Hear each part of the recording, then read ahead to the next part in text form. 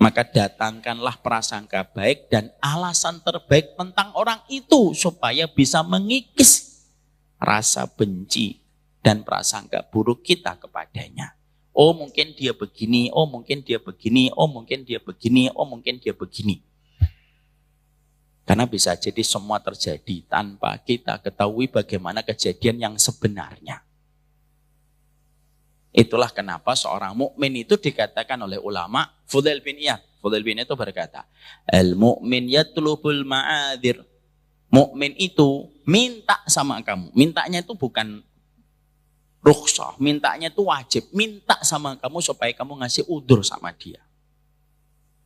Dan itu yang paling susah dalam kehidupan seorang mukmin untuk memberikan udzur kepada saudaranya. Maaf ya Pak, saya mungkin pernah cerita atau enggak ya.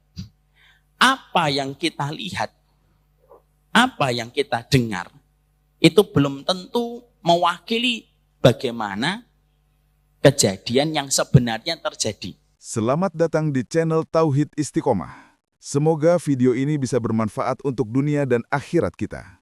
Amin. Kita pada kesempatan hari ini akan melanjutkan doa Robbana yang ke-27. Mari kita buka bukunya. Bagi yang membawa buku silahkan dibuka pada halaman 258. Bagi yang tidak membawa bukunya silahkan dibuka Quran digitalnya yang ada di handphone. Buka surat Al-Hasyr ayat yang ke-10. Allah menyampaikan kepada kita di dalam surat Al-Hasyr ayat yang ke-10. Lalu nanti kita bedah karena yang menjadi pembahasan kita ada pada surat Al-Hasyr ayat yang ke-10. Walladzina ja'u min ba'dihim yaquluna rabbana ighfir lana wa li ikhwanina alladzina sabaquna bil iman wa la taj'al fi qulubina ghillan lil ladzina amanu innaka raufur rahim. Mari kita lafadzkan berjamaah bersama-sama untuk memantapkan hati kita atas apa yang dilafadzkan oleh lisan kita. Walladzina ja'u min ba'dihim yaquluna Rabbana ighfir lana wa li ikhwanina alladzina sabaquna bil iman wa la taj'al fi qulubina ghillan lil ladzina amanu Rabbana innaka raufur rahim. Ya. Ini yang menjadi pembahasan kita. Tapi yang paling kita akan soroti ada pada penutup ayat ini. Rabbana innaka raufur rahim. Kita bedah dulu secara artinya. Orang-orang yang beriman itu adalah orang-orang yang mereka senantiasa berdoa. Ya Allah, ampunilah dosa-dosa kami dan dosa orang-orang sebelum kami dari kalangan muhajirin dan ansor. Orang yang beriman itu mendoakan para sahabat dari kalangan muhajirin dan ansor. Supaya mereka diampuni oleh Allah karena mencintai para sahabat itu merupakan bagian dari keimanan. Makanya di dalam salah satu hadis dijelaskan, hubbul ansari min alamatil iman. Mencintai orang ansor itu merupakan bagian dari tanda karakteristik keimanan. Jadi kalau ada seseorang mengaku dirinya sebagai seorang muslim, tetapi dia mengkafirkan para sahabat, fix. Dia tidak termasuk pada kategori orang yang beriman. Karena orang beriman tidak ada yang membenci para sahabat Nabi dari kalangan muhajirin dan ansor. Siapapun yang mencoba untuk mengkafirkan para sahabat, dia sedang berencana jahat dan pasti memiliki agenda tersembunyi untuk menghancurkan Islam. Karena sesungguhnya para sahabat itu merupakan kelompok yang pertama, ring pertama, yang mendapatkan ajaran murni dari Rasulullah SAW. Dan tidaklah kita bisa mengetahui ajaran yang benar dari apa yang diajarkan oleh baginda Nabi sampai kita beriman kepada Rasulullah dan beriman pula kepada para sahabat dan mencintai para sahabat. Jadi antara iman kepada Rasul dengan mencintai para sahabat itu merupakan dua perkara yang tidak bisa dipisahkan. Kenapa mencintai para sahabat merupakan bagian dari keimanan? Karena sesungguhnya apapun yang telah diimani para sahabat itu adalah apa yang mereka dapatkan dari baginda Nabi SAW.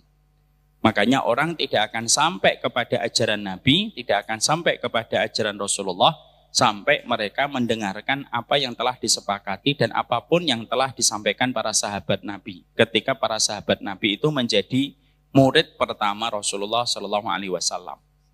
Dan mereka adalah saksi mata yang pertama yang melihat bagaimana Quran diturunkan dan bagaimana hadis itu disampaikan.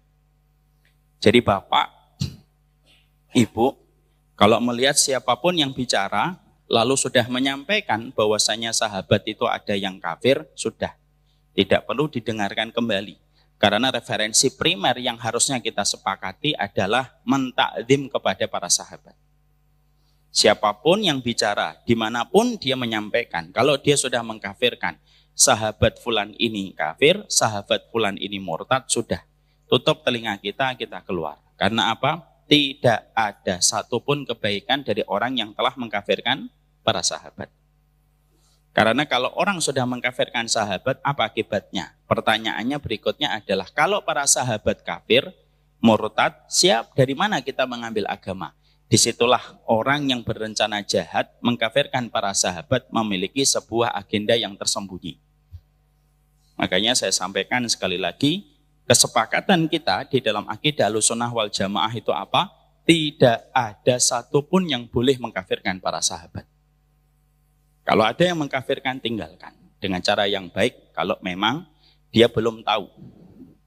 Tapi kalau dia memaksa, maka kita harus meninggalkan dengan cara yang tegas. Akidah itu yang disepakati oleh 4 madhab adalah salah satunya mengimani para sahabat. Ya. Jadi kalau ada yang mengatakan Utsman bin Affan, KKN, dan dia termasuk sahabat yang murtad, sudah nampak perbedaan antara kita dengan yang mengatakan semacam itu. Ya, karena sekali lagi ya Bapak, sesungguhnya para sahabat itu saksi mata yang melihat bagaimana Rasulullah ketika menyampaikan ilmu. Dan bagaimana ketika Quran itu diturunkan. Kenapa kita harus mengambil pemahaman kita sebagaimana pemahaman para sahabat? Karena para sahabat yang melihat langsung dan mendengarkan langsung penjelasan setiap ayat dan hadis yang disampaikan oleh Rasulullah. Sebagaimana ketika polisi mengolah TKP.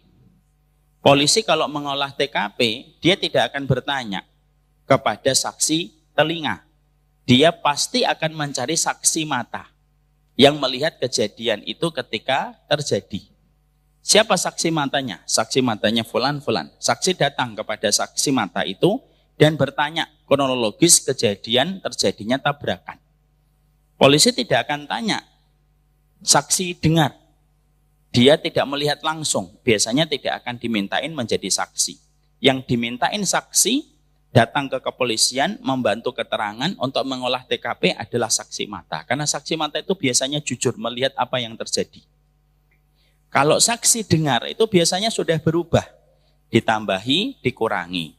Sesuai dengan apa yang dia ingat. Ya, makanya Bapak kalau mendengar satu kecelakaan, misalkan di Bekasi, tol Bekasi Barat. Tapi Bapak mendengarnya dari orang ke-12. Itu sudah berubah biasanya. Biasanya tabrakan aslinya itu tidak parah. Tapi karena sudah berantai berita dan informasi itu disampaikan, sampai ke Ceger sudah berbeda. Tabrakannya beruntun di Bekasi Barat. Yang mati ada 9. Padahal tidak ada yang mati. Kenapa kok bisa bertambah? Karena setiap bertambahnya orang dari saksi dengar, kemungkinan ditambahi informasi itu menjadi besar dibandingkan orang yang melihat langsung. Jadi saya ingin sampaikan ini agak sedikit keluar dari materi. Kesepakatan di dalam akidah Ahlussunnah wal Jamaah tidak ada yang mengkafirkan para sahabat. Titik, tidak ada koma. Ya, titik, tidak ada koma. Oh, Abu Bakar itu murtad. Oh, Utsman itu murtad. Oh, Umar itu murtad. Sudah nggak bisa diterima. Tidak bisa diterima ini. Karena ini sudah berbeda dengan akidah Ahlussunnah wal Jamaah dalam persoalan usul. Dalam persoalan pokok. Kalau Abu Bakar sudah dikafirkan, terus ngambil agama dari siapa kita? Kalau Abu Bakar sudah dimurtadkan. Umar sudah dimurtadkan. Terus ngambil agama dari siapa? Makanya sedih sekali kalau pembunuhnya Umar dianggap sebagai pahlawan oleh sebagian orang yang mengkafirkan para sahabat. Siapa pembunuh Umar bin Khattab radhiyallahu anhu? Abu Lu'lu'ah al-Majusi. Membunuh Umar bin Khattab, tapi bagi kelompok yang menyimpang dan sesat, bukan sesat yang sebenarnya sudah keluar dari Islam dalam fatwa beberapa para ulama, maka sesungguhnya mereka menempatkan Abu Lu'lu'ah al-Majusi itu justru menjadi pahlawan. Padahal yang telah membunuh Umar bin Khattab radhiyallahu anhu. Jadi ini tolong disepakati dulu. Kesepakatan kita dalam persoalan para sahabat sepakat, tidak ada yang mengkafirkan, tidak ada yang menyesatkan. Dalam persoalan ijtihad, fikih, kita bisa berbeda. Persoalan Bapak menggerak-gerakkan, tidak menggerak-gerakkan, tidak ada masalah. Kita bisa jadi memiliki titik dalil yang berbeda di dalam menggerak-gerakkan dan tidak menggerak-gerakkan. Bapak menggerak-gerakkan, silahkan. Tidak menggerakkan, silahkan. Yang tidak menggerakkan tidak usah repot melihat yang menggerak-gerakkan. Ustaz, saya tidak khusyuk melihat dia menggerak-gerakkan. Tidak usah dilihat Pak, lihat aja telunjuknya sendiri. Ya. Dalam persoalan kunut, Bapak kunut, teman Bapak tidak kunut, itu persoalan fikih ijtihad. Tidak bisa dipaksakan dan tidak bisa kita mengatakan bahwasanya orang yang kunut itu bid'ah. Lalu kita langsung menisbatkan ahlul bid'ah. Tidak bisa Pak, agama ini kalau ada orang melakukan satu bid'ah langsung serta-merta kita sebut dengan ahlul bid'ah. Dengan begitu mudah. Tidak bisa. Aturannya bukan begitu. Yang dipelajari di dalam dawabitut tafsir dan dawabitut tabdi'. Kaedah di dalam mengatakan fasik dan kaedah mengatakan bid'ah kepada orang itu tidak gampang. Kalau merasa kita belum pernah belajar, tahan diri, tahan lisan. Kalau tidak paham, kecuali mereka yang tidak mau dikasih tahu, ya sudah tanggung jawabnya nanti di hadapan Allah. Kalau dalam persoalan-persoalan semacam itu, maka kita terjadi perbedaan. Tapi dalam persoalan mengimani para sahabat itu nomor satu, itu pokoknya. Dan tidak ada perbedaan. Seluruh ahlussunnah, walaupun terkadang dari kalangan-kalangan yang berbeda-beda latar belakangnya, tapi semuanya di dalam akidah ahlussunnah wal jamaah sepakat. Mencintai para sahabat itu merupakan bagian dari keimanan kepada Rasulullah Sallallahu Alaihi Wasallam. Jadi begitu. Jadi tidak ada ya Pak. Habis ini ada yang mengatakan, oh Muawiyah itu KKN Ustadz. Itu masih mendingan. Ada yang lebih parah lagi. Abu Bakar murtad, Umar murtad, Utsman murtad. Yang tidak murtad Ali bin Abi Thalib, Bilal bin Rabah, dan segelintir para sahabat yang mereka yakini tidak murtad. Lainnya 120.000 para sahabat murtad. Ini bahaya sekali pemikiran ini. Kita kembali ke surat Al-Hasyr ayat yang ke-10. Orang yang beriman yaitu adalah mereka yang mengatakan diri mereka, ampuni kami. Jadi orang beriman itu selalu merasa dirinya berdosa. Mereka memohon kepada Allah, ampunilah kami ya Allah. Dan orang-orang beriman sebelum kami. Siapa orang-orang beriman sebelum kita? Para ahli tafsir menerangkan itu adalah kalangan para sahabat. Dari kalangan muhajirin dan ansor. Lalu dilanjutkan. Rabbana apa tadi? Waladina ja'u min ba'dihim yaquluna rabbana ighfir lana wa li ikhwanina alladziina sabaquna bil iman wa la taj'al fi qulubina ghillal lil ladzina amanu. Janganlah engkau ya Allah menjadikan hati kami memiliki rasa ghil, benci kepada orang yang beriman. Sesungguhnya engkau maha penyantun lagi maha penyayang. Itu Pak, doanya yang kita selalu panjatkan. Ini sekaligus pula menerangkan kepada kita bahwasanya salah satu amalan terbaik bagi orang yang hidup yang ditujukan kepada orang yang mati, memintakan ampunan setiap waktu dan setiap saatnya. Kalaupun terjadi perbedaan Pak. Orang setelah meninggal dunia, apakah ada hadiah mayit, bacaan Quran yang kita bacakan kepada mayit? Terjadi perbedaan para ulama. Tapi para ulama sepakat memintakan ampunan kepada mayit adalah sesuatu yang diterima oleh semua madhab tanpa ada perbedaan. Saya sering ditanya, Ustadz, membacakan Quran untuk si mayit boleh atau tidak boleh, sampai atau tidak sampai? Terjadi perbedaan para ulama. Ini cukup panjang. Kalau kita bahas, ini pembahasan fikih. Tapi selalu saya sampaikan, akhi, masalah membacakan Quran yang dihadiahkan kepada mayit memang terjadi perbedaan para ulama. Tapi memintakan ampunan dari orang yang hidup kepada orang yang mati, seluruh madhab sepakat bahwasanya memintakan ampunan itu sampai kepada si mayit. Kadang-kadang daripada kita berdiri di antara titik khilaf yang begitu rumit, kadang-kadang keluar dari khilaf, keluar dari perbedaan pendapat itu lebih baik.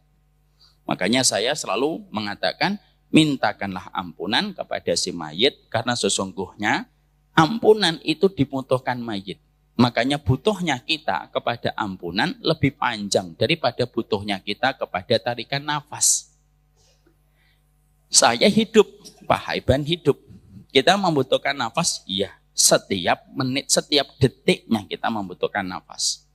Kebutuhan manusia kepada nafas itu lebih kecil daripada kebutuhan manusia kepada permintaan ampunan. Karena kalau manusia, Pak Hiban misalkan, contohnya meninggal dunia, masih nanti ya Pak, contoh. Masih nanti, masih jauh insya Allah. Kalau Pak Hiban meninggal dunia, tarikan nafasnya selesai. Tapi kebutuhan beliau untuk dimintakan ampunan kepada Allah supaya dosanya diampuni oleh Allah, itu dibutuhkan Pak Haiban, walaupun Pak Haiban sudah tidak lagi membutuhkan nafas. Artinya apa? Kebutuhan kita sama istighfar dan permintaan ampunan orang kepada kita itu melebihi kebutuhan kita kepada nafas. Itulah betapa luar biasanya kita itu berhajat kepada ampunan Allah setiap waktunya.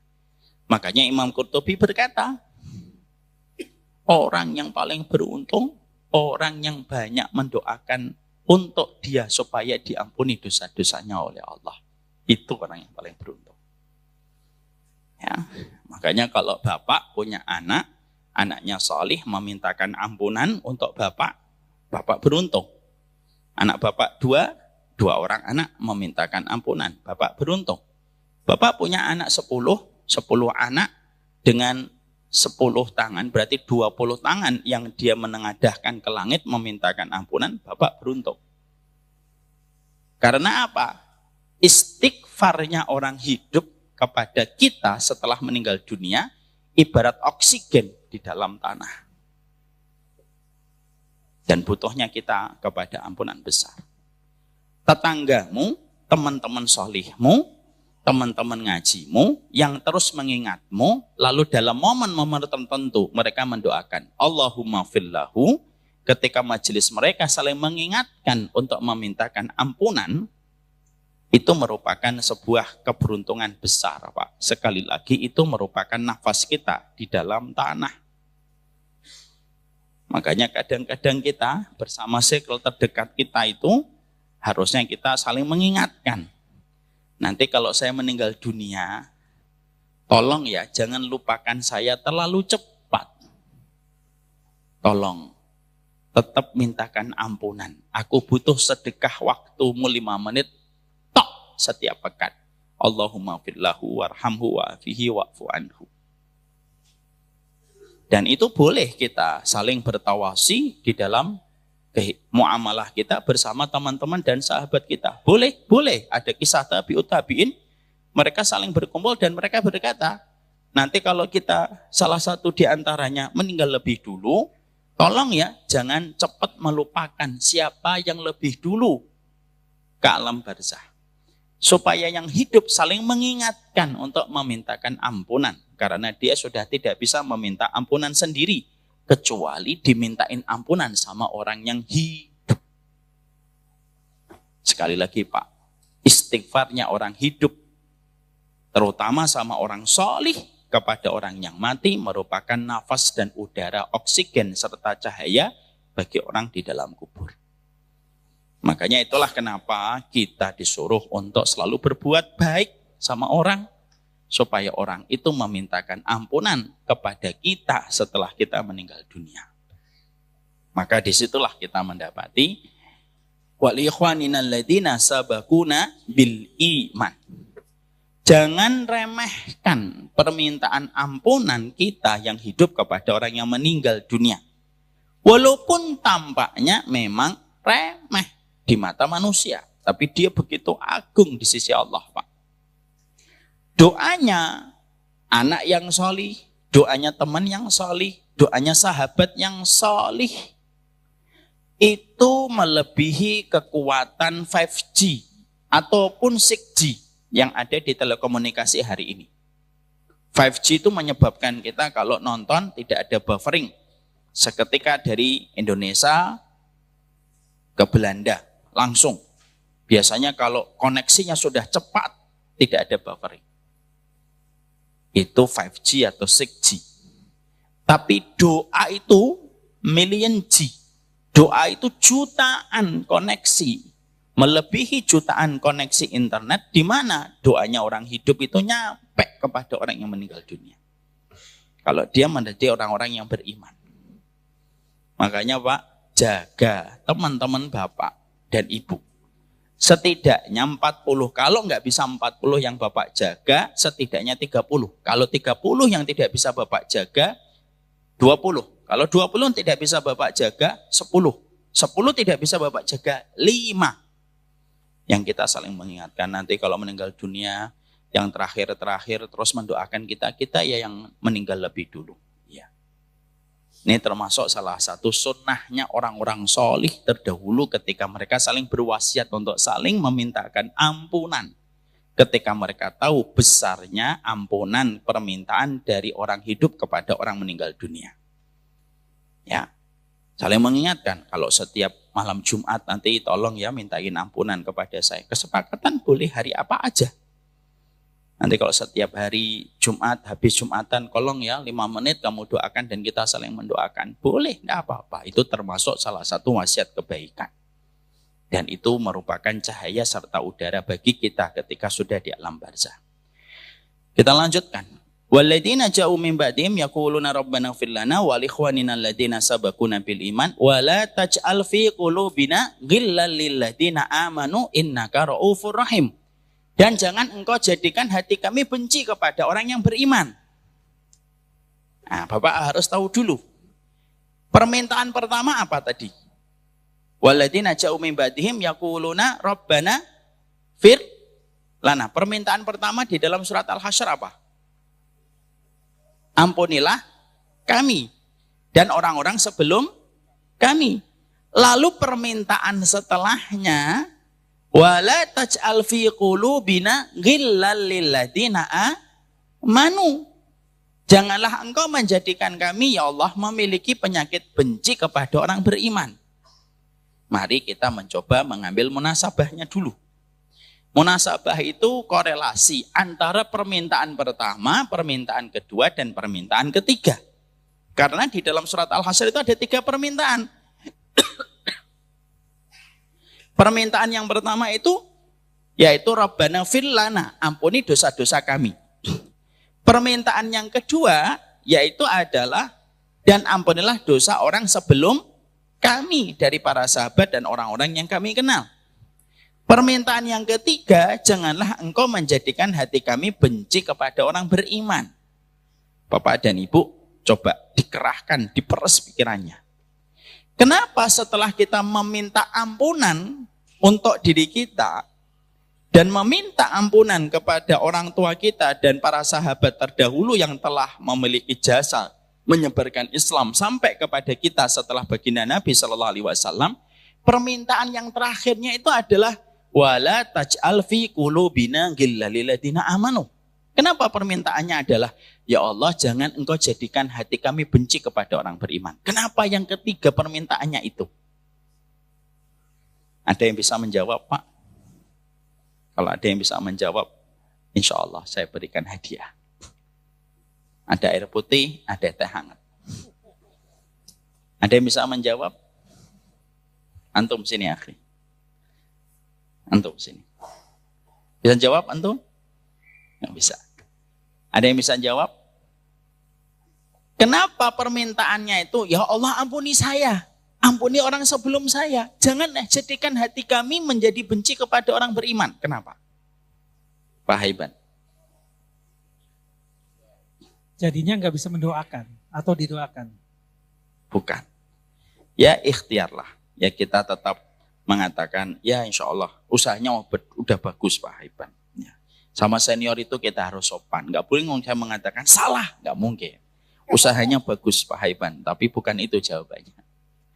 Kenapa Pak? Kenapa Pak? Tahu Pak?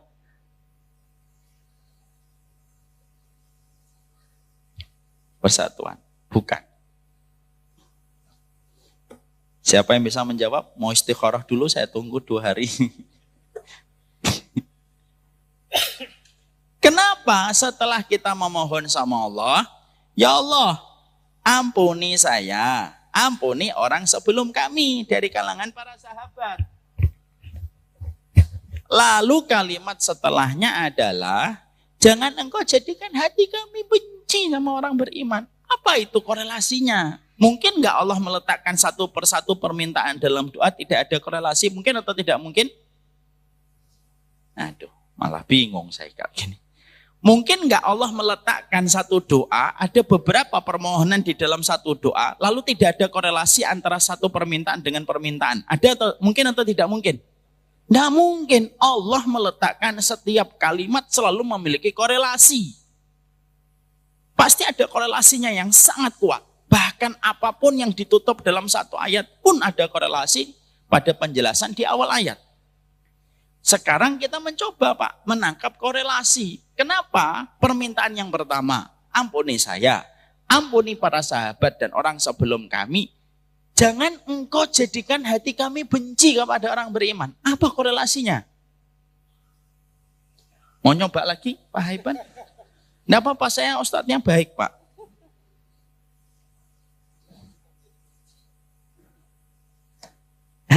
Ada yang mau nyobain? Ada yang mau nyoba? Ayo kita. Enggak? Silakan akhi. Kasih mic Pak. Assalamualaikum warahmatullahi wabarakatuh. Assalamualaikum warahmatullahi wabarakatuh. Mau nyoba Zat? Kalau Boleh misalnya nyoba. Jawab kita, aja coba-coba. Ya, enggak apa-apa. Kalau misalnya kita termasuk membenci orang beriman, berarti tandanya kita nggak beriman Zat. Jadi dengan caranya kita tidak membenci orang beriman, semoga kita jadi orang yang beriman. Oke. Nice try.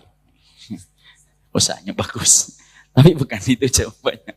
Maaf ya, saya ingin membenarkan tapi ilmunya belum nyampe di situ. Ada? Ada yang mau buka Google? Silakan buka Google. Nggak ketemu Pak. Jawabannya di kitab. Google nggak bisa menerjemahkan semua kitab. Ibu-ibu ada yang mau jawab? Nggak ada. Ya kita tunggu adzan Isya Pak. Saya jawab. Sudah siap? Mari kita buka pikiran kita termasuk saya. Kenapa ketika kita membaca di dalam surat Al-Hasyr ini doa yang sangat indah sampai Allah abadikan di dalam ayat dan suratnya. Kenapa setelah kita berdoa, ya Allah, ampuni kami ya Allah, ampuni orang-orang sebelum kami. Jangan jadikan hati kami itu benci kepada orang beriman. Karena yang paling cepat membuat kita berdosa itu rasa benci kita sama orang mukmin. Itulah yang dinamakan ghil Pak. Kenapa? Ghil itu paling cepat. Dosa yang paling cepat dilakukan manusia itu ghil. Oh Bapak duduk di sini aja, ada orang di samping Bapak, kadang Bapak nggak cocok gitu. Apa sih ini? Itu sudah termasuk ghil. Makanya disebutkan setelah kita mohon ampun, lalu kita Rabbana wala taj'al fi qulubina ghillan lil ladzina amanu. Karena perasaan benci sama orang mukmin itu merupakan dosa yang paling jamak dilakukan manusia di mana-mana. Makanya permintaan setelah kita meminta diampuni oleh Allah Subhanahu wa taala, permintaan kita itu apa? Jangan jadikan hati kami itu memiliki rasa benci. Jadi yang menyebabkan dosanya banyak manusia di hadapan Allah itu apa? Hatinya kotor kalau ngelihat orang beriman. Bukan saya loh Pak, nanti diomongin lagi. Bela siapa ini? Gak ada bela siapa-siapa. Karena sesungguhnya dominasi penyakitnya manusia dikatakan oleh para ulama tafsir itu apa? Ghil. Apa bedanya ghil sama hasad Ustaz? Nah ini saya tanya lagi nih. Bisa sampai jam 9 nih kalau tanya jawab gitu. Ada ghil, ada hasad Pak. Sama atau tidak sama? Siapa yang mengatakan sama Pak? Angkat tangan. Yang mengatakan sama? Tidak ada. Yang mengatakan tidak sama, angkat tangan. Tidak sama. Apa tidak samanya? Jawab, tanggung jawab. Apa bedanya ghil sama hasad? Dengan Hasad. ilmu ya, tidak boleh dengan nebak hawa nafsu. Hasad kan dengki. Hasad Tidak itu senang. dengki. Tidak senang. Tidak senang. Sebetulnya sama-sama tidak senang. Cuma Berarti beda sama dong, Pak. beda konteks. Beda konteks. Konteksnya apa, Pak? Dalam konteks kenegaraan atau konteks masyarakatan? Apa bedanya ghil dengan hasad? Yang Allah sebutkan di sini ghil atau hasad? Ghil. Mana yang lebih gede? Mana yang lebih umum? Hasad atau ghil? Nah, ini para ulama Darul Falah berbeda pendapat. Mana yang lebih besar, Pak? Yang lebih jamak terjadi sama manusia itu ghil atau hasad? Ghil. Ghil 01, Pak. Hasad 02. Hiket 03. Bercanda. Yang mana? Maka yang disebutkan oleh Allah itu ghil, Pak. Ghil itu lebih rendah daripada hasad. Apa bedanya ghil sama hasad? Bedanya ghil sama hasad ghil itu perasaan benci yang terkadang tanpa sebab kita miliki sama orang. Ataupun kita memiliki sebab-sebab ketika terjadi sebuah perselisihan yang ada di antara kita. Tapi kalau ghil itu tidak berangan-angan hilangnya kenikmatan dari orang yang dia benci. Paham di sini? Kalau hasad, dia melihat kenikmatan, lalu dia merasa bahwasanya orang itu tidak pantas mendapatkan kenikmatan itu, lalu bercita-cita supaya kenikmatan dari orang itu hilang. Itu namanya hasad, Pak. Kenapa hasad dosa besar, Ustaz? Bukan dosa kecil. Loh, kita tidak paham, kata Ibnu Taimiyah. Hasad itu dosa besar, karena kalau kamu hasad sama orang, berarti kamu secara tidak langsung telah menuduh Allah salah memberi takaran takdir.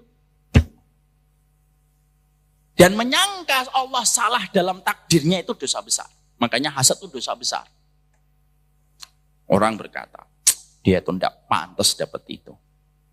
Terus seakan-akan kalau kita boleh bicara sama orang ini, kita ngomong, emang Allah salah ngasih takaran takdirnya? Makanya orang hasad itu terkategori dosa besar, itu hasad. Kalau ghil, enggak, Pak. Ghil itu kadang-kadang tidak berkeinginan untuk hilangnya kenikmatan pada orang. Cuma dia itu enggak cocok. Makanya hampir-hampir setiap orang itu hampir-hampir tidak ada yang selamat dari ghil. Kadang-kadang kita baru naik, baru lihat orang gitu dengan pakaiannya. Kita terus nampak di dalam hati kita ghil. Kadang-kadang kita baru ngelihat orang, lalu kita ngelihat, wah ini yang ini ngajinya sama Ustadz ini, yang ini ngajinya sama Ustadz ini, kita nggak suka. Itu sudah ghil. Makanya ghil itu adalah penyakit yang ada di dalam hati manusia ketika benci. Makanya inilah pertama kali yang dicabut dari manusia sebelum manusia dimasukkan ke dalam surga. Karena ghil itu ngurangi kenikmatan. Kalau ghil itu masih dibawa manusia nanti ke dalam surga. Makanya Allah cabut penduduk surga dari min ghillin. Ghilnya itu dicabut oleh Allah. Dan terkadang kita ini sering sekali ghil, sadar atau tidak sadar, Pak. Entah karena ada sebab atau kadang-kadang tidak punya sebab.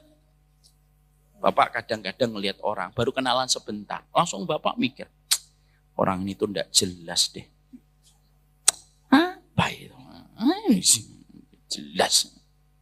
Padahal kita tidak kenal, belum ngobrol, belum tahu apa-apa tentang dia. Udah nggak seneng aja pokoknya. Itu namanya ghil.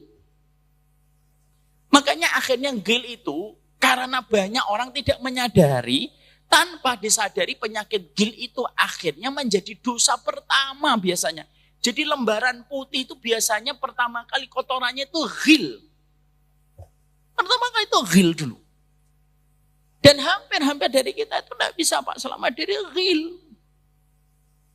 Makanya Ali bin Abi Thalib di dalam tafsir itu diterangkan bahwasanya Ali bin Abi Thalib ketika beliau itu membaca surat Al-Hasyr ayat yang ke-10 ini, beliau itu lalu berkata, merasa dirinya, jangan-jangan saya itu punya ghil dengan Zubair bin Awam dan Tolhah. Kenapa? Karena dalam perang Jamal, Ali bin Abi Thalib berseberangan dengan ibunda Aisyah. Zubair bin Awam dan Tolhah berada pada kubunya Ibunda Aisyah. Maka ketika Ali bin Abi Thalib membaca surat Al-Hasyr ayat yang ke-10, beliau itu khawatir jangan-jangan ini ghil saya. Itu ghil, Pak. Jadi Bapak misalkan ngelihat orang atau Pak Haiban ngelihat ada jamaah gitu, terus ada yang nggak disukai yang disukai oleh Pak Haiban, kok saya nggak suka yang ngelihat orang itu ya? Itu ghil. Kadang-kadang refleks, Pak. Refleks aja dalam hati. Dan kita terkadang tidak bisa untuk menahannya. Datang aja di hati kita itu. Makanya Nabi tidak ada ghilnya. Kenapa tidak ada ghilnya? Karena Nabi sudah dibersihkan oleh malaikat ketika semenjak beliau belia. 2 kali dioperasi, 2 kali dibedah dadanya oleh malaikat, dibersihkan, Pak. Nabi tidak pernah ghil. Hatta Abu Bakar dan Umar pun pernah bertengkar, pernah berselisih, Pak. Dan itu pun juga merupakan bagian dari ghil. Antara Abu Bakar dengan Umar. Terhadap satu wilayah ladang. Gitu. Tapi saat itu akhirnya Umar itu legowo dan berkata, sesungguhnya Abu Bakar itu lebih dicintai Allah dan lebih dicintai Rasulullah daripada saya. Ghilnya hilang, Pak, langsung. Ghil itu juga pernah terjadi antara Abu Dzar dengan Bilal, Pak. Pernah terjadi. Ghil itu kayak benci gitu aja. Abu Dzar lagi nerangkan tentang strategi perang, tiba-tiba Abu Dzar tentang strategi perang, tiba-tiba Bilal itu mengatakan, saya tidak setuju strategi kamu. Marah Abu Dzar. Nerangin panjang lebar tentang strategi perang, tiba-tiba ngomong, saya nggak setuju.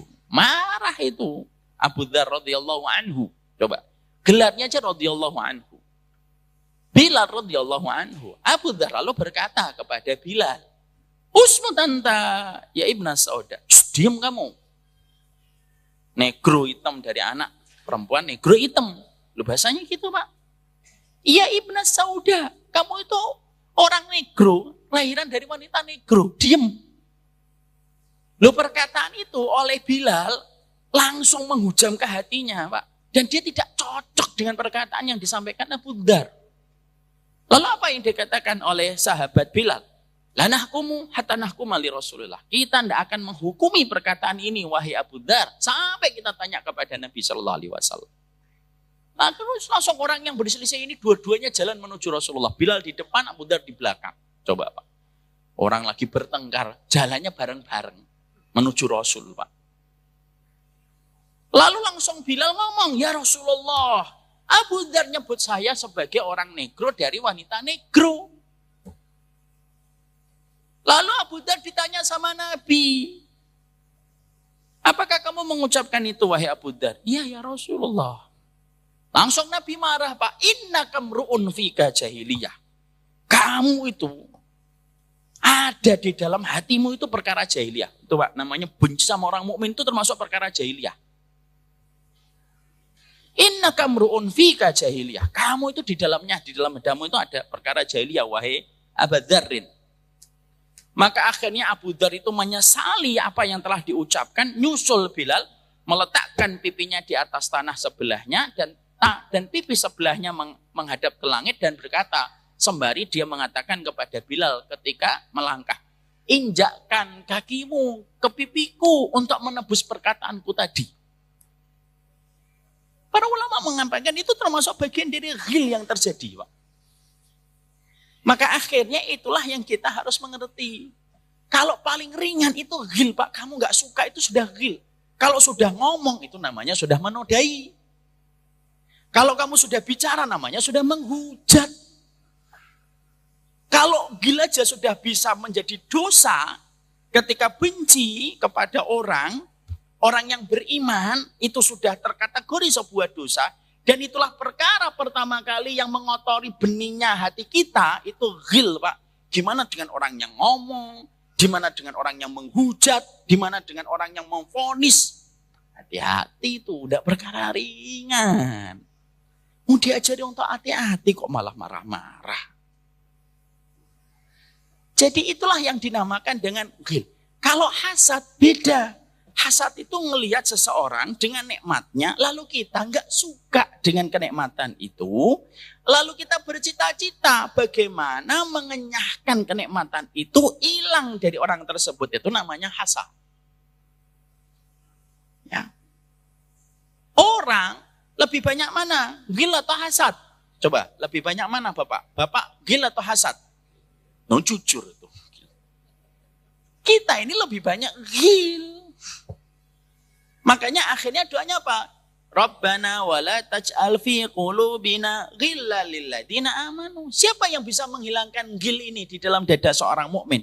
Yang bisa menghilangkan ghil di dada orang yang beriman itu hanya Allah. Dan tempaan orang tersebut ketika dia tahu, ketika dia paham bahwasanya ghil itu berpotensi kepada dosa. Gimana caranya Ustaz kalau tiba-tiba kita ngelihat orang tidak suka? Pegang, diterapi. Jangan gitu, bisa jadi dia punya kemuliaan di sisi Allah yang tidak kita ketahui.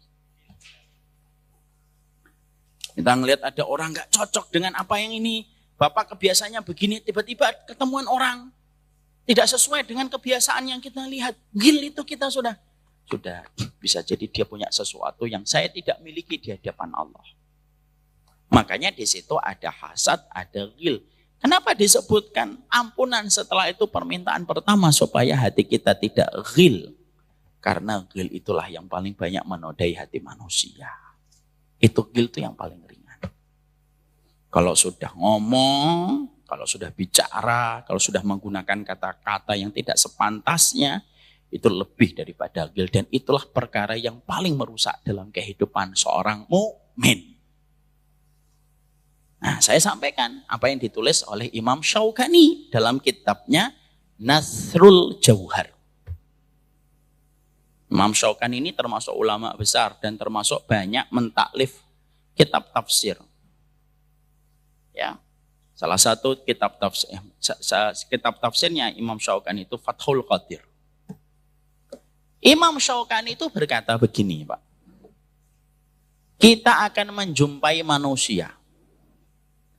Dia tidak mau minum khamar, dia tidak mau zina, dia tidak mau korupsi, dia tidak mau membunuh, dia tidak mau memegang kulit wanita yang bukan mahram. Tapi di saat yang sama, dia akan membicarakan orang dengan gampang. Kata Imam Syaukani. Saya ulang kembali perkataan. Kita akan menjumpai orang, dia tidak mau minum khamar, dia tidak mau zina, dia tidak mau makan riba, dia tidak mau makan haram, dia tidak mau memegang kulit seorang wanita yang bukan mahram untuknya, tetapi di saat yang sama, dia membenci, menghujat, dan menodai kehormatan orang. Dan itu akan banyak terjadi di antara manusia. Kata Imam Syaukani, Pak. Ada nggak terkadang kita jumpai teman kita minum khamr, nggak mau. Tapi sekalinya ngomongin orang, ayo bismillah. Banyak. Ditawarin perempuan, astagfirullahaladzim. Ada PSK, astagfirullahaladzim. La hawla wa la quwata illa billah. Istighfar akhi. Tentang fulan ini gimana? Oh fulan ini begini. Lancarnya panjang lebar. Yang ngomong bukan saya.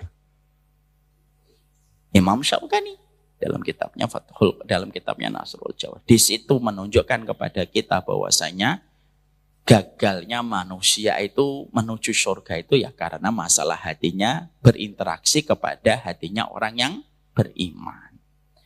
Makanya disitulah kita akhirnya menjumpai bahwasanya ayat ini Allah turunkan sekaligus pula mengingatkan bahwasanya orang beriman adalah orang yang sadar dan terjaga. Menjaga hatinya setiap waktunya dan jangan pernah memaklumkan hatinya ketika membenci orang yang beriman. Makanya kalau hati kita sedang diserang rasa benci kepada orang beriman, ini paling susah Pak. Ini juga teguran keras buat saya. Kalau hati kita sedang terserang virus untuk membenci orang beriman, maka datangkanlah prasangka baik dan alasan terbaik tentang orang itu supaya bisa mengikis rasa benci dan prasangka buruk kita kepadanya. Oh mungkin dia begini, oh mungkin dia begini, oh mungkin dia begini, oh mungkin dia begini. Karena bisa jadi semua terjadi tanpa kita ketahui bagaimana kejadian yang sebenarnya. Itulah kenapa seorang mukmin itu dikatakan oleh ulama, Fudail bin Iyad. Fudail bin Iyad itu berkata, al-mu'min yatlubul ma'adir. Mukmin itu minta sama kamu. Mintanya itu bukan rukhsah, mintanya itu wajib. Minta sama kamu supaya kamu ngasih udzur sama dia. Dan itu yang paling susah dalam kehidupan seorang mukmin untuk memberikan udzur kepada saudaranya. Maaf ya Pak, saya mungkin pernah cerita atau enggak ya. Apa yang kita lihat, apa yang kita dengar, itu belum tentu mewakili bagaimana kejadian yang sebenarnya terjadi. Makanya kenapa kita diperintahkan di dalam agama kita yang sangat agung ini untuk memberikan prasangka yang baik, memberikan udzur, karena bisa jadi bahwasanya apa yang kamu simpulkan tidak sebagaimana yang terjadi. Makanya berkali-kali saya berkata, salah memberi salah husnudon itu lebih baik daripada salah memvonis. Ya, saya ambilkan sebuah contoh nyata, Pak. Udah pernah saya sampaikan mungkin di sini ya, atau belum, saya mohon maaf ya. Saya memiliki 2 kakak. Kakak pertama laki-laki, kakak pertama perempuan, cerebral palsy, Pak. Yang unik adalah kakak saya perempuan, Allahu yarham. Beliau sudah meninggal dunia pada waktu kena COVID 2 tahun lalu. 1 tahun pas setelah Bapak. Lah, beliau ini kalau ditinggalkan saya dan ditinggalkan Bapak, tantrum Pak. Setelah meninggalnya Ibu. Jadi nggak bisa ditinggal berdua, itu nggak bisa. Harus ada salah satu di antara kami berdua yang harus kelihatan oleh mata beliau. Kalau saya dan Bapak pergi bareng, gitu misalkan ke masjid, udah tantrum Pak, nangisnya kerasnya luar biasa. Mungkin sampai RT sebelah pun kedengaran, saking tantrumnya.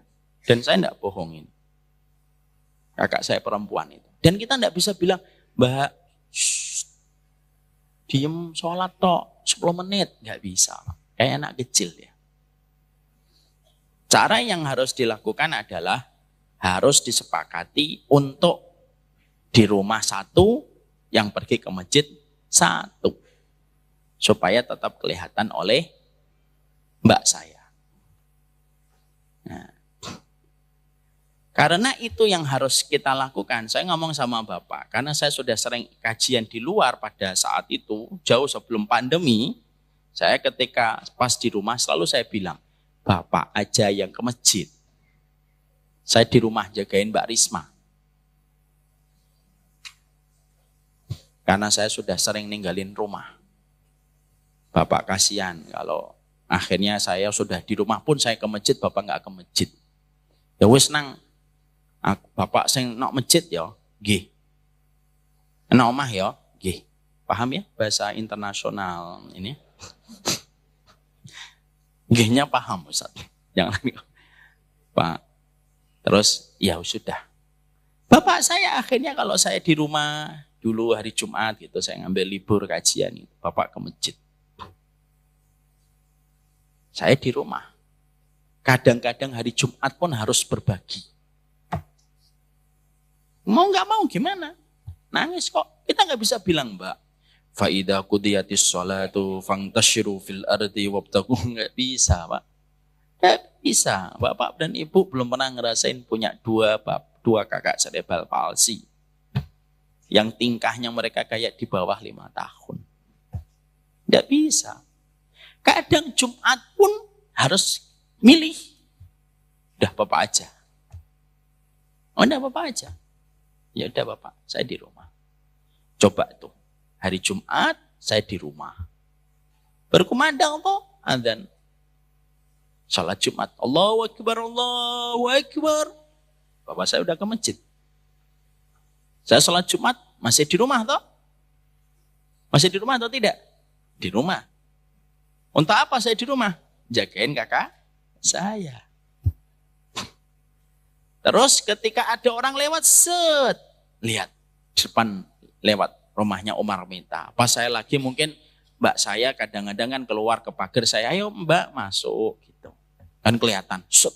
Loh, Umar minta sholat Jumat malah masih di rumah. Sampai dong dia ke masjid, ngobrol kan dia habis sholat Jumat. Tadi saya ngeliat Umar minta itu. Sholat Jumat sudah berkumandang, dia masih di rumah. Tidak sholat Jumat itu. Coba Pak. Kesimpulannya apa? Apa yang dia lihat benar atau salah? Benar. Kesimpulannya salah atau benar? Salah. Karena dia nggak tanya. Kenapa Ustadz ketika sholat Jumat itu masih di rumah? Itu nggak ditanya masalahnya. Makanya kenapa dalam Islam itu nggak boleh sekedar ngomong. Nggak boleh kamu dari kejauhan kamu buat konten. Lalu kamu sesatkan orang. Tanpa kamu adakan dialog dulu. Karena itulah yang menjadi persoalan yang hari ini ruwet. Yang menodai kehormatan dan akhirnya persaudaraan itu jadi ruwet. Kenapa? Karena orang-orang yang susah dikasih tahu tentang dhawabitu tafsik dan dhawabitu tabdi'. Akhirnya apa? Bukan hanya ghil, tapi sudah campur aduk kemana-mana. Ya. Emang ada yang pernah ngomongin Ustadz gak sholat Jumat? Mungkin ada, tapi juga nyampe ke saya kali. Tapi apa yang dia misalkan lihat itu benar. Dan saya juga harus berupaya supaya saya tidak disuudonin, saya juga harus berusaha. Misalkan sholat Jumat, saya nggak terus kemudian mentang-mentang nggak sholat Jumat, saya harus duduk di depan. Gitu. Silakan suudon sama saya, nggak bisa juga. Saya juga selalu akan tutup pintu ke dalam rumah, tapi kadang-kadang kakak saya itu buka pintu langsung keluar. Yang mana saya harus masukinnya nggak langsung masuk mbak, langsung siap mas gitu. Enggak, moh, mbak melebet, mbak moh. Nggak mau.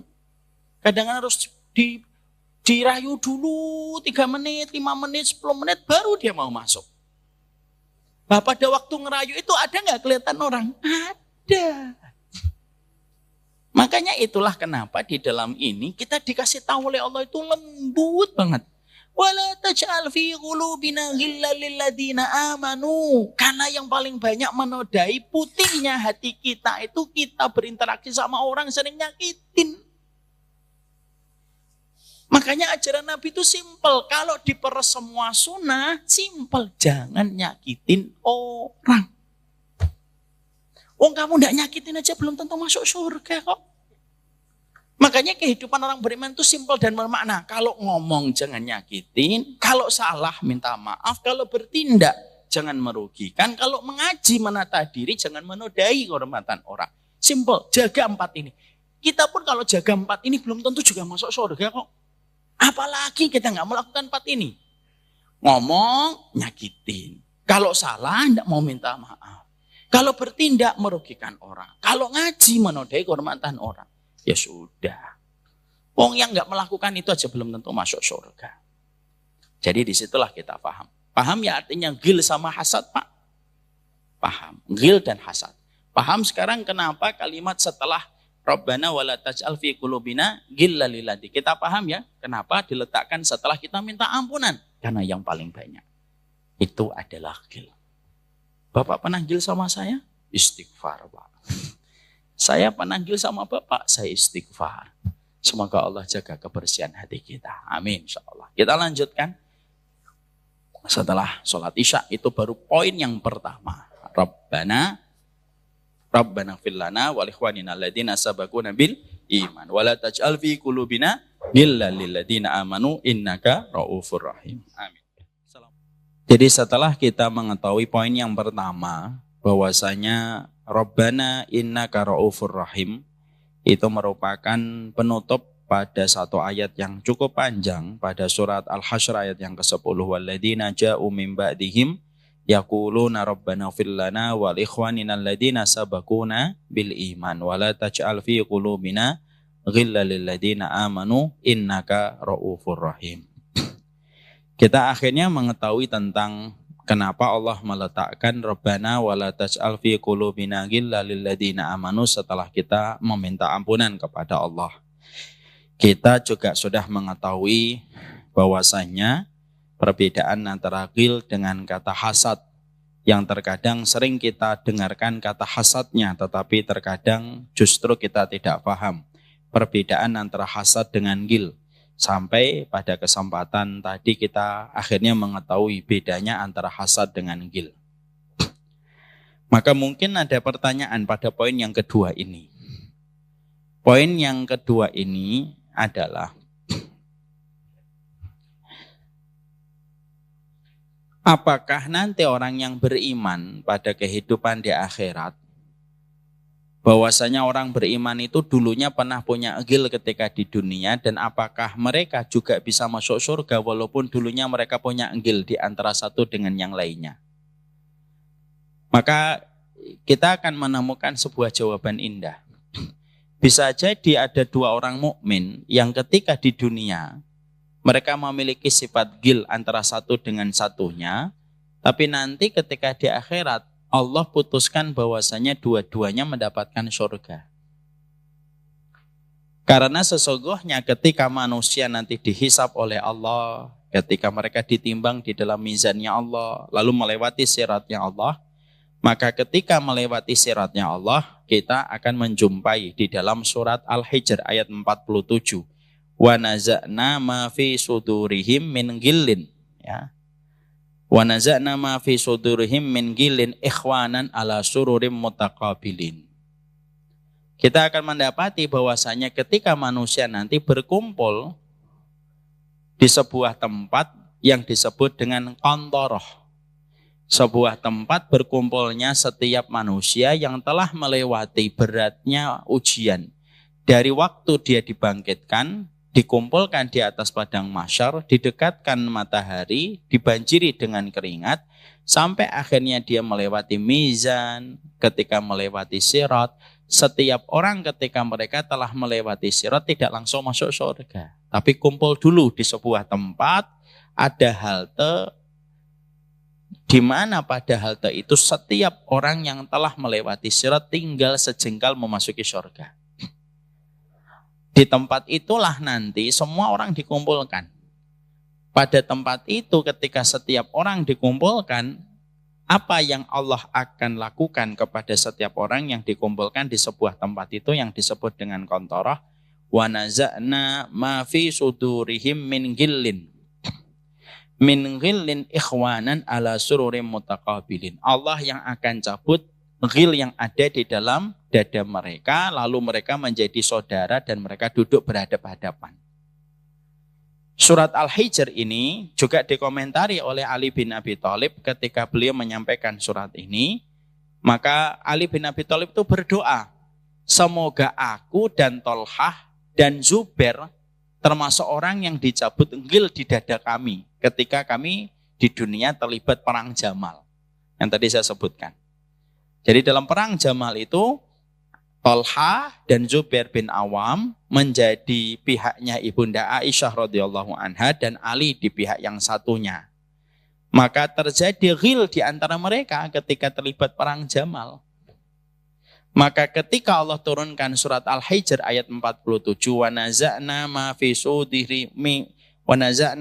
sudurihim min ghillin ikhwanan ala sururim mutaqabilin, maka sesungguhnya Ali langsung berdoa, ya Allah, semoga engkau cabut ghilku, ghilnya Tolhah, ghilnya Zubair, yang engkau janjikan di dalam surat Al-Hijr 47. Kadang-kadang manusia itu ketika kita benci, ada orang yang kita benci tapi terselip rasa rindu di hati kita. Pernah gitu nggak Pak, Bapak, Ibu? Namanya love-hate relationship. Love-hate relationship itu apa? Dia benci tapi kadang-kadang cinta. Kalau dalam bahasa sinetronnya, benci tapi rindu. Jangan diartikan ke pacar ya. Kadang-kadang Bapak bertengkar sama orang, tapi kadang-kadang Bapak duduk ngeteh itu ingat masa-masa indah dulu, ya Allah. Dulu sering diantar sama dia. Dulu sering ditraktir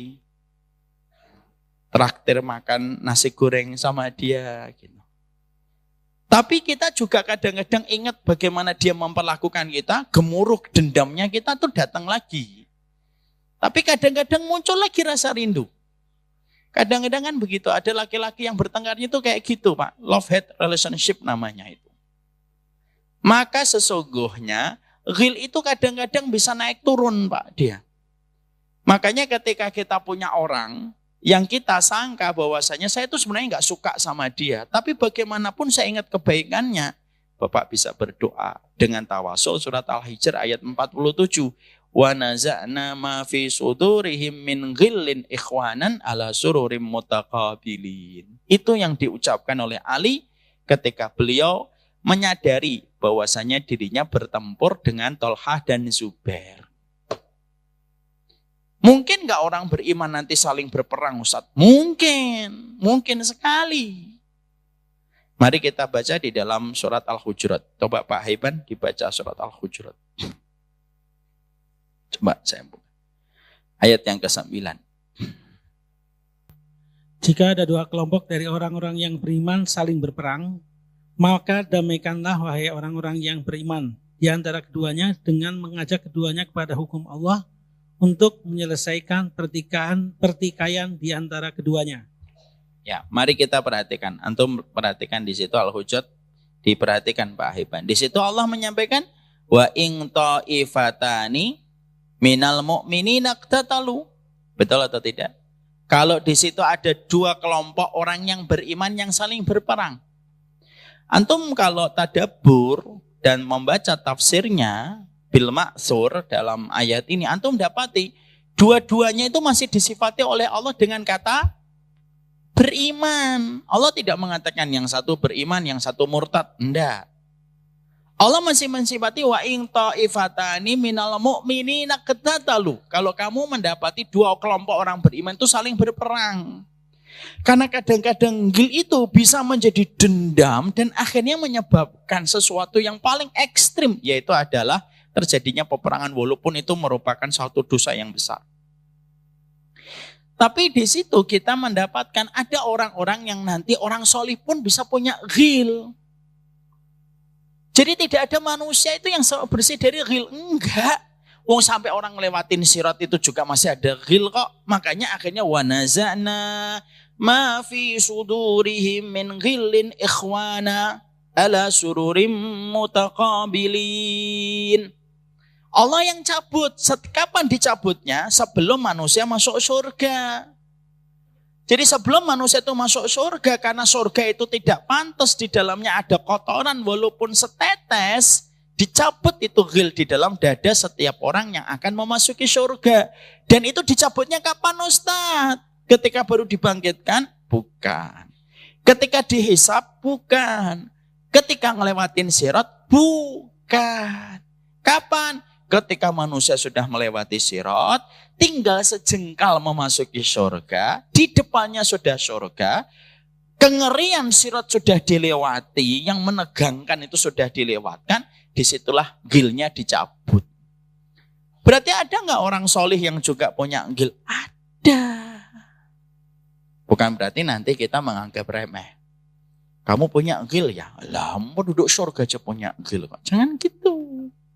Tapi ghil itu memang ada, karena susahnya hati kita untuk mampu menjaga setiap waktunya dari ghil itu tidak bisa setiap waktu 24 jam. Ini dalam konteks bukan untuk membenarkan. Dan bisa jadi ada dua orang mukmin yang juga mereka itu saling berperang. Tapi dua-duanya masih disifati oleh Allah sebagai orang yang beriman. Bukan berarti nanti membenarkan peperangan antara mukmin dengan mukmin, enggak. Tapi yang kita lihat itu adalah orang mukmin dengan orang mukmin itu bisa berperang dan dua-duanya disifati oleh Allah dengan kata beriman. Ya. Makanya ketika kita ditanya mensifati bagaimana kita melihat apa yang pernah menimpa antara sahabat Ali dengan sahabat Muawiyah, perang. Maka kita mensifatinya dengan dengan dua. Tilka ummatun qad khalat laha ma kasabat wa lakum ma kasabatum. Itu umat yang telah lalu, bagi mereka apa yang mereka usahakan, bagi kalian apa yang kalian usahakan. Yang kedua, maka sesungguhnya peperangan antara sahabat Muawiyah dengan sahabat Ali yang dua-duanya punya kedudukan agung di sisi Allah dan sisi Rasulullah. Cara melihatnya bagaimana? Simple. Itu ijtihadnya Ali dan ijtihadnya Muawiyah. Kalau sudah ijtihad, Maka kalau salah mendapatkan 1 pahala, kalau benar mendapatkan 2 pahala. Sudah selesai di situ. Maka itu yang menjadikan kita akhirnya memahami ghil itu selalu ada. Kecuali orang yang betul-betul menjaga dirinya setiap waktu dan betul-betul dirahmati oleh Allah. Tapi itu pun tidak bisa memastikan bahwasanya kita akan selamat dari penyakit ghil pada kehidupan hati kita. Karena dosa yang paling sering mengotori permukaan hati kita itu dosa ghil dan kebencian yang ada. Kakak ipar dengan adik ipar, menantu dengan mertua, itu ghil itu sebenarnya. Itu ghil, bisa jadi pengurus dengan pengurus, ghil. Karena begitu setan itu terus berupaya gitu. Dia terus berupaya supaya ghil itu tumbuh di hati setiap orang. Ya, itu selalu ada kita jumpai. Ya, menantu dengan mertua kan sama-sama mereka mencintai orang yang sama. Kenapa kok mereka saling benci gitu? Ghil, yang masuk itu ghil. Kakak ipar dengan adik ipar, sepupu dengan sepupu, ghil. Tetangga kadang itu juga karena ghil, bukan karena hasad. Ada yang banyak karena hasad, ada pula yang karena ghil. Kakak adik, ghil. Pengurus-pengurus komunitas kadang-kadang pecah di tengah jalan, ghil. Benci dia. Dia merespon kebencian itu dari luar dan akhirnya membenarkan prasangka itu menjadi sebuah kebencian, maka itulah yang dinamakan ghil. Ada unsur setan Ustaz dalam ghil? Ya, ada unsur setan. Makanya kita mendapatkan apa yang dikatakan oleh Rasulullah di dalam sabdanya ketika mengomentari setan. Inna syaitana qad ya'isa ayyabuduhul musalluna fi jaziratil Arab walakin fi tahrishi bainahum. Sesungguhnya setan itu sudah berputus asa untuk menjadikan patung kembali disembah di jazirah Arab. Tapi setan tidak pernah berputus asa untuk menjadikan hati setiap orang itu memiliki sifat tahrish. Apa itu tahrish? Semangat memusuhi di antara sesama hamba-hambanya Allah. Itu yang disebut dengan tahrish. Jadi kalau Lata, Hubal ini nama-nama berhala yang hidup yang pada waktu sebelum Rasulullah berdakwah itu namanya kan Lata, Uzza, Hubal. Maka setan itu sudah putus asa. Tidak mungkin lagi Lata dan Uzza itu disembah di Mekah, itu tidak mungkin. Lata dan Uzza itu diletakkan di Ka'bah. Nonsen, mustahil itu. Dan setan sudah berputus asa untuk mengembalikan patung-patung itu di Mekah dan Madinah. Tapi setan tidak berputus asa untuk menjadikan dua hati itu saling bermusuhan. Itulah setan. Dan itu dimulai dengan kata ghil. Setan itulah yang menjadikan kita saling membenci dan mendendam. Ya. Jadi Masya Allah. Bukan berarti akhirnya nanti kalau tadi saya sampaikan surat Al-Hujurat ayat yang ke-9. Dua orang mukmin itu saling mereka berperang, nanti bukan berarti kita membenarkan kalau kita ikut-ikutan perang di antara sesama mukmin. Tidak boleh Pak.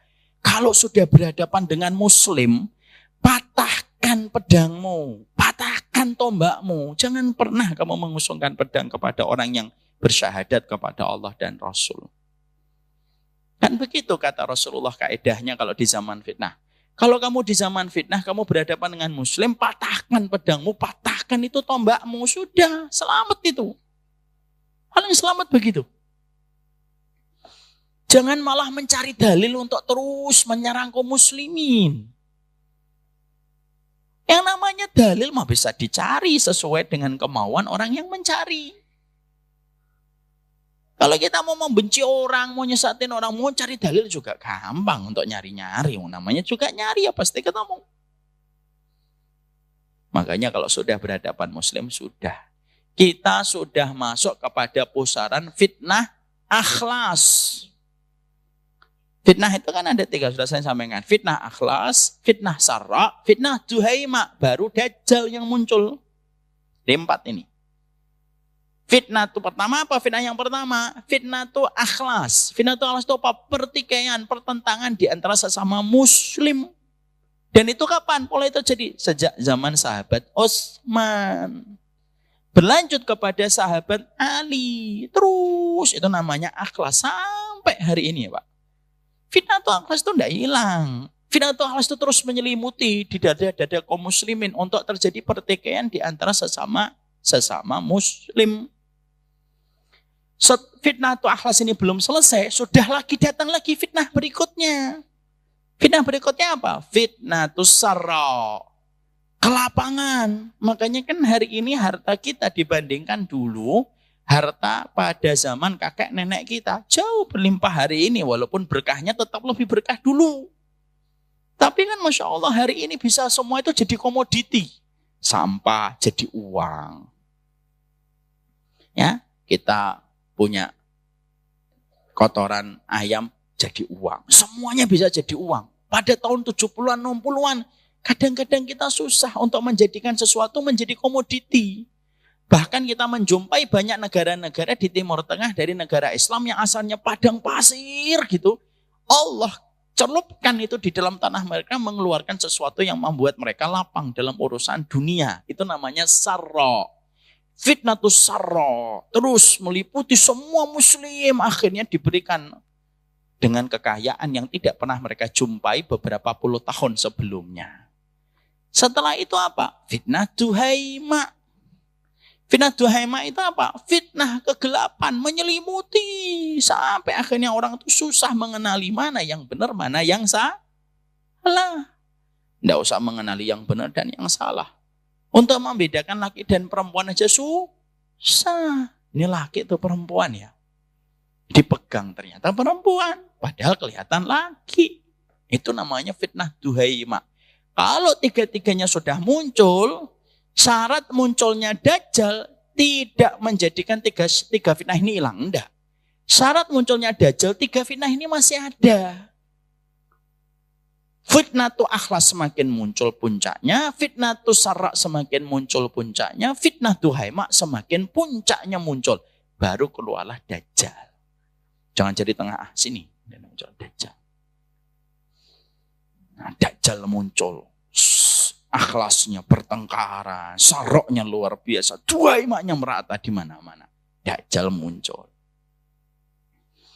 Makanya kita tidak boleh ketika sudah mendapati bahwasanya fitnatul akhlas itu adalah fitnah perpecahan yang menimpa kepada kaum muslimin, jangan nambah-nambahi perpecahan di antara kaum muslimin. Siapa yang paling mengambil keuntungan, Pak, kalau kita saling bertengkar, Pak? Yang mengambil keuntungan itu orang-orang yang benci sama Islam. Kamu jujur mau menerima, tidak mau menerima, mau untuk dengar atau enggak dengar. Tapi kenyataan yang terjadi begitu.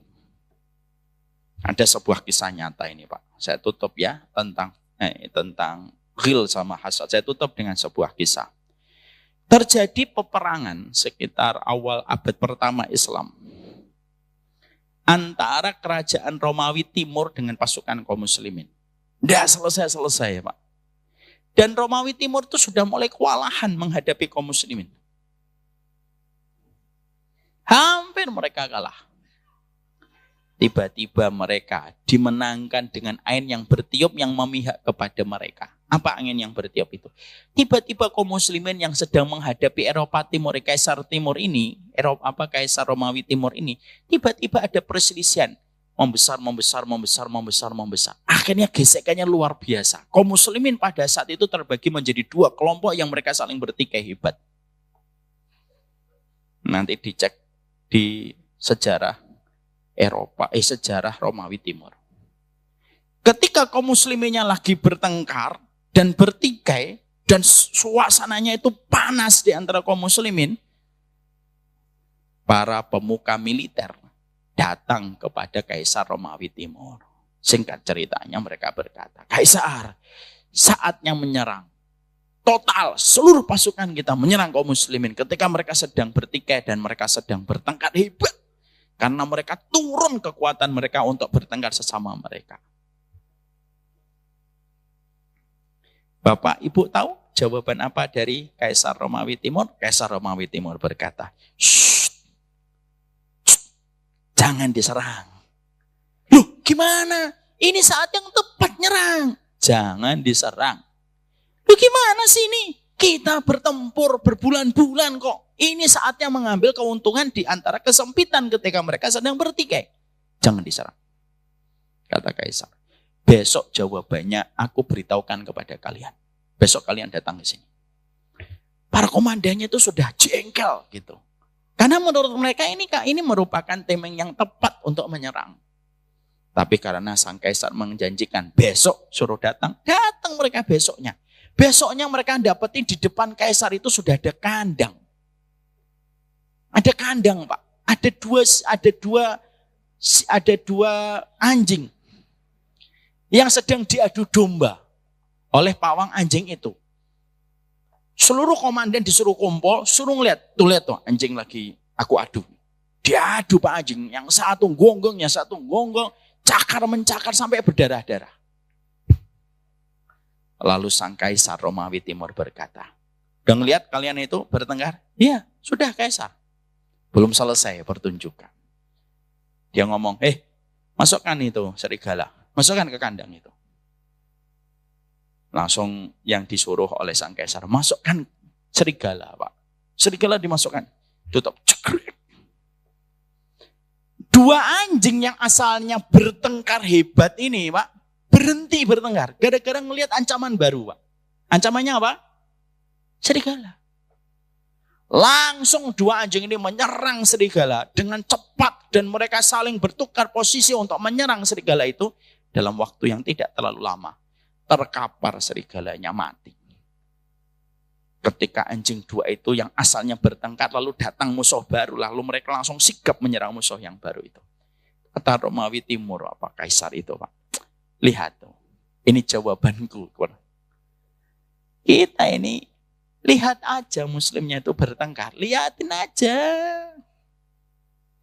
Gak usah diapa-apain. Kalau kamu nyerang mereka ketika mereka sedang bertengkar, itu sama kamu itu kayak serigala. Masuk di dalam kandang ketika dua anjing lagi bertengkar. Yang asalnya mereka terkuras untuk menghadapi sebagian mereka dengan sebagian mereka.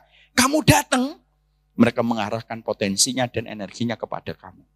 Sebagaimana dua anjing ini mengarahkan potensi dan energi yang tersisa kepada serigala. Itu sudah 1300 tahun yang lalu, Pak. Kaisar Timur itu sudah membaca kayak gitu, Pak. Loh kok ada orang ngajak rukun kok dibilang sesat itu gimana sih? Kok ada orang ngajak sesat dibilang macam-macam tuh gimana hari ini? Orang ngajak rukun di antara orang beriman. Saya tidak ngajak rukun sama orang-orang yang ini, saya ngajak rukun orang yang sama-sama beriman. Oh sama orang yang gak beriman aja kita rukun kok harusnya. Saya punya tetangga non muslim pun saya baik kok. Apalagi sesama muslim. Itu yang terjadi. Jadi akhirnya tadi kita mendapati bahwasanya wala taj'al fi qulubina ghillan lil ladzina amanu. Kalau betul-betul muslim itu mampu menghilangkan ghilnya, mampu menghilangkan hasadnya, lalu mereka mau dialog dengan dialog yang sehat, tidak diikuti dengan emosi dan fanatisme, tidak masalah, Pak. Tapi kalau akhirnya kita ngelihat pertengkaran gitu terus, antum setiap buka YouTube bertengkar, fulan ini ngomentari fulan ini reaksi fulan, siapa yang senang? Yang senang yang buat konten, Pak. Wong dia dapat duit, dia pasang AdSense, potong video ini dapat AdSense dia. Tapi yang rugi siapa? Yang rugi semua orang mukmin yang hatinya pengen untuk bersaudara dengan orang mukmin yang lain. Yang rugi siapa? Anak-anak muda. Akhirnya Anda mau melihat apa itu agama bertengkar terus. Ya orang politik bertengkar sama dengan orang yang ngaji bertengkar terus ya. Akhirnya pekerjaan kita, dakwah kita semakin berat ke depan. Bukan berarti kita membenarkan yang salah. Tapi memastikan bahwasanya apa yang kamu sampaikan itu salah dan benar itu disampaikan dengan cara hujah yang kuat dan menghormati hujah yang lain lah. Jadi begitu. Paham? Poin 1 dan 2, Pak? Paham insya Allah. Gak paham atau gak paham? Insya Allah saya anggap paham. Sekarang poin yang ketiga. Di situ ada kata di closing ayatnya Rabbana innaka Ra'ufur Rahim. Apa itu Ra'uf? Apa itu rahim? Kenapa Allah menutup surat Al-Hasyr ayat yang ke-10 dengan Rabbana innaka ra'ufur rahim. Itulah pembahasan kita. Insya Allah pekan depan. Kalau tidak ada undur. Barakallahu fikum. Ini yang dapat saya sampaikan. Mari kita pulang segera supaya tidak ada ghil dengan istri kita dan suami kita. Semoga Allah memberkahi setiap langkah kita di dalam kebaikan insya Allah. Mohon maaf atas segala keterangan yang tidak sepantasnya. Ada kata-kata yang kurang berkenan, saya memohon maaf. Ada kata yang terkesan mungkin emosional, saya juga meminta maaf. Semoga tidak mengurangi message-nya. Karena intinya adalah marilah kita menjadi hamba Allah yang saling bersaudara. Barakallahu fikum, karena materi ini belum selesai. Selesainya insya Allah pekan depan. Karena kita masih membahas Rabbana innaka ra'ufur rahim. Ra'uf itu penyantun.